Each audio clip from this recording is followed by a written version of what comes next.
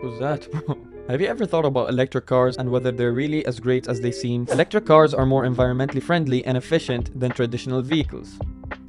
You thought. Sure, they have their benefits, but there are several reasons why people think they're not as good as they seem. It's great to have you back on this channel. If it's your first time visiting, please don't forget to like and subscribe. This is Faris, back again from Fender Benders. Now let's get back to the video. First, let's talk about the manufacturing process. Electric car batteries require a significant amount of materials such as lithium, cobalt, and nickel. Mining these resources can have negative environmental and human rights impacts. That's true, but manufacturers are working on improving these aspects. What else? Charging infrastructure is a concern. While it's growing, it's still not as widespread as gasoline stations. Long charging times and limited range can make road trips inconvenient. But for daily commuting, electric cars seem practical. They're also cheaper to fuel and maintain. Yes, but consider the electricity source. If your electricity comes from coal or other non-renewable sources, the overall emissions reduction might not be as significant as you think. But the shift to renewable energy sources is happening. Electric cars can be a part of a cleaner energy ecosystem. That's true. But what about the impact on the economy? The automotive industry employs millions worldwide. A rapid transition to electric cars could lead to job losses in traditional manufacturing sectors. Do you get my point? You might ask, wouldn't the growth of the electric vehicle industry create new job opportunities? Yes, it might, but there's still the issue of affordability. Electric cars tend to be more expensive upfront. Even with the government incentives, not everyone can afford to make the switch. So first, let's talk about the battery production. The manufacturing of car batteries requires the extraction and processing of rare minerals such as lithium, cobalt, and nickel. These processes can lead to habitat destruction, water pollution, and soil degradation. Moving on to the second reason, which is resource depletion. The demand for these rare minerals for car batteries can strain global resources, leading to overexploitation, potentially creating geopolitical conflicts in regions rich in these materials. Straight after resource depletion, we have energy-intensive manufacturing. Electric cars can often require more energy to manufacture than traditional vehicles due to the battery production process, which can offset some of their emission savings over their lifetime.